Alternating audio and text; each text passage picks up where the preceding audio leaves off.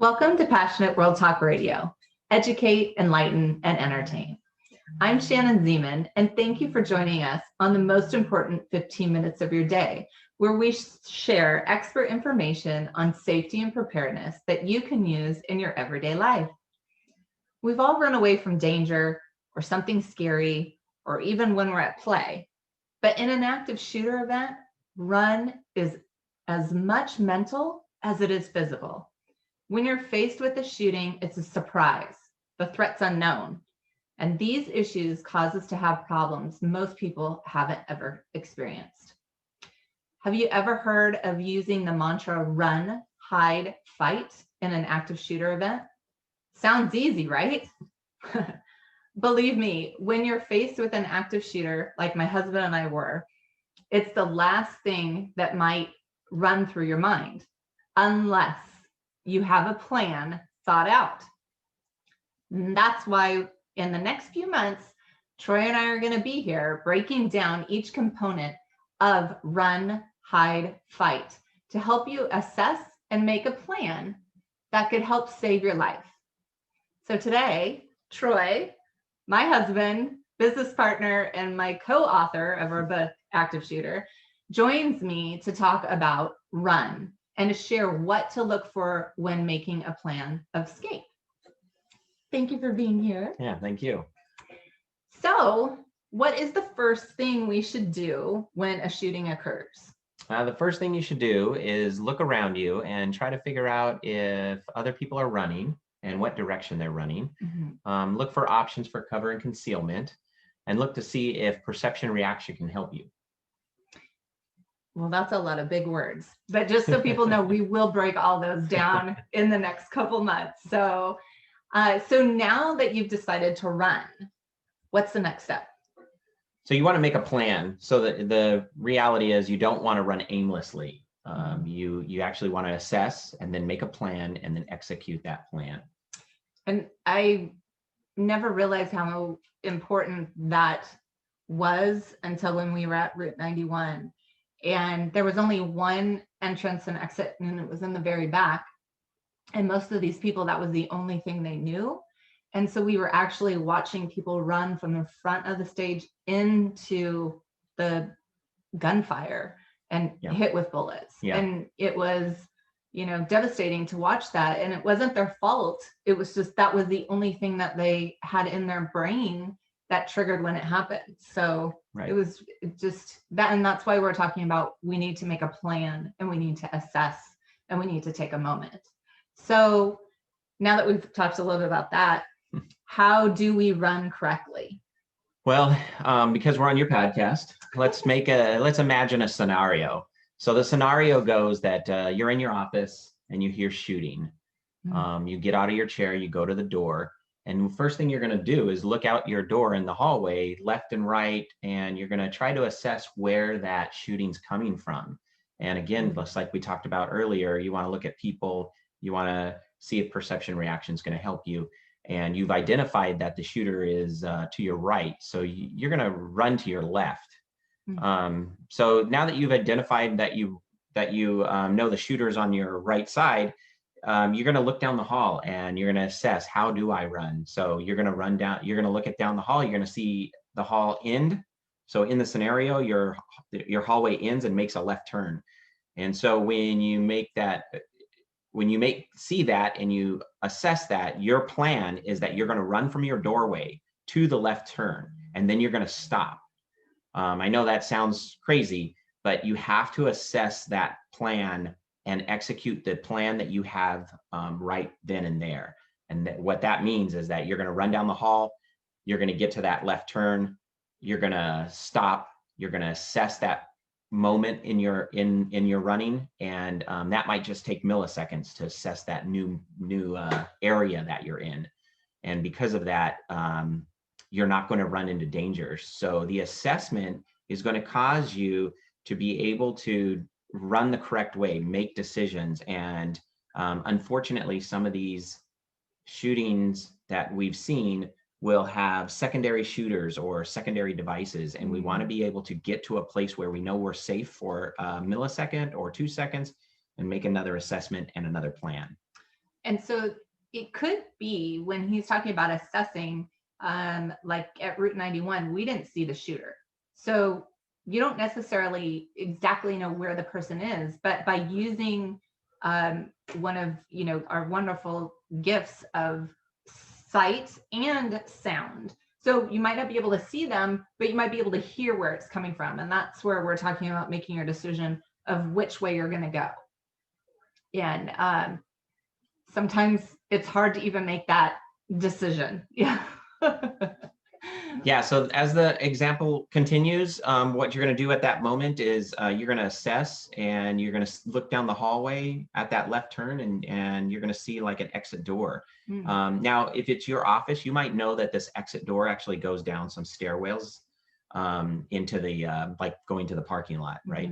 So if this is your office, you might know that. So your next plan is going to be, I'm going to move from the left turn corner of the hallway, and I'm going to actually run to that doorway. But again, what you're not going to do is you're not going to want to trap yourself. You want to make that decision. So you're going to open that door and wait and look and actually assess the inside of the stairwell.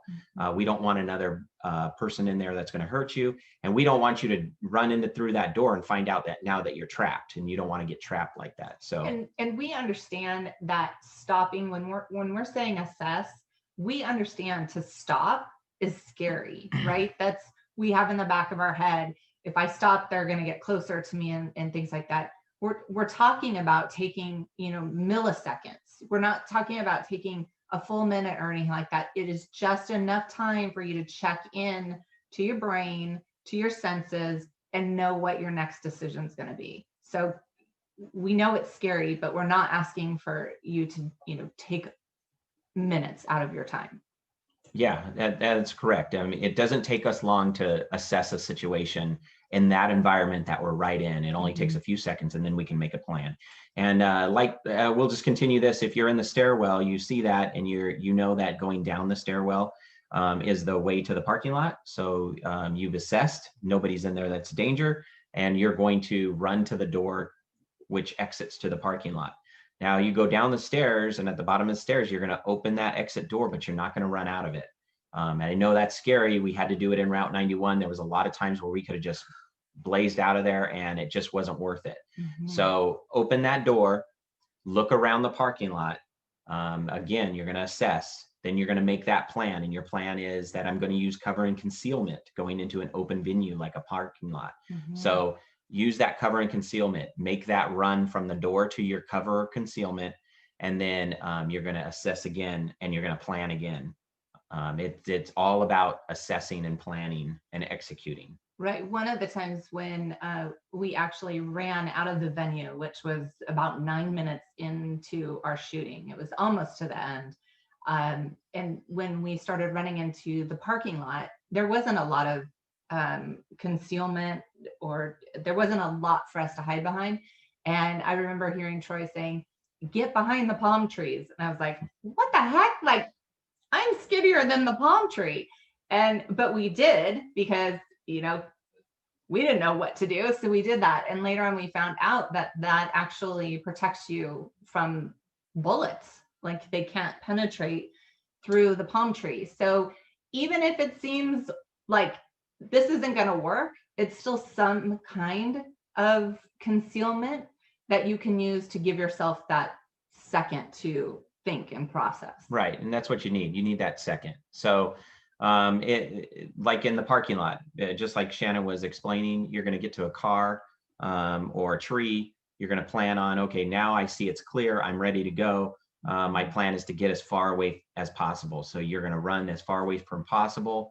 Probably what we usually suggest is you just keep running until you can't hear the gunshots anymore or people screaming, and that's pretty far, and you're out of the danger zone. Now, when you're out of the danger zone, kind of hide a little bit, take some cover and concealment, but now is the time to call for emergency response, whether it's police, whether it's fire. Call then, and understand that lines are going to be tied up probably because everybody's calling. But also in this moment, just like what Shannon did in this moment when we got to that moment in Route 91, was she was able to console people and help them emotionally and support them. And then I was able to utilize stop the bleed methods and check on people's welfare if they needed anything that I could help with medical. So you're far enough away, you can assess the people around you also for those kind of things. Yeah. So remember that the best way to run in an active shooter event is to assess, plan, and then run, and then do it again, and then do it again. Execute each plan so that you can improvise and change your plan accordingly, right? There's so many times that we think of, okay, I'm going to go here, or we don't think and we go there, and then something changes. And so now our mind has to change that thought, and that's okay. And again, it's a scary thing. And just take that second, take a breath, look around you, assess what's going on, and you can change your plan. It's okay. So it's not easy. Like I'm sure any of you would know it's not, right? But everybody is capable of this method of run, as long as you practice it before the event happens. And we talk about this as when you're going into a grocery store, you're going to look around. No, not just the one entrance you came in, but there's exits and entrances from the back. They have emergency ones. Know that. Like when we went to a venue, we used to always make fun of Troy because he'd walk around and see all the exits and, find out where all the emergency things were. Well, we don't make fun of him anymore. And then even what about when you're going into your business or exiting your business? Yeah, you want to take different routes home when you're driving or walking or running, different routes in and out of buildings. If there's multiple doors that you can access when you go into your office, then you want to leave at a different door that you entered on every time. And that just gives you an understanding of how the layout of your building is, so that when you do make a run, you would know that at that left turn, you're going to turn left and there's going to be a stairwell door. If you've never used that stairwell door, you would look out of your door and think, I can only go right. And that's where the shooter is. There's no way exit on the left side. So we want to make sure we know the layout of our building so we can make a proper decision. That's a great tool, because I know even driving home that, you get used to the one way that you go. And if there's an accident or the freeways are shut down, it's really confusing, and you've got to try and figure out and think about where to go. Or, you put it on Waze or Google Maps and they tell you. But in these moments, you don't have that. So the more avenues, the more tools that you have in your brain, you're not going to have to take as long to think about what you're going to do. So the most important thing about this today is you're going to make sure you practice this in your daily life. So you're going to just run through it once in a while, assess, plan, and then where would you run? That's all we're asking for. So check that out. Try it in your daily life. And you can even email us and let us know how it's going or if any questions that you have. So next week, Linda Stanley, a retired Air Force officer and trauma nurse, is going to join us to talk about how traumatic events change people's life and how it causes PTSD. So I think that one's going to be really interesting. Troy and I both have experienced PTSD, so I think it'll be very educational. Yeah. So it'll be really enlightening. So again, thank you so much for listening to Passionate World Talk Radio. You've been listening to the most important 15 minutes of your day with me, Shannon Zeman, and my husband, Troy. And you can listen to this podcast wherever you find your podcasts. And remember, with knowledge, you have the power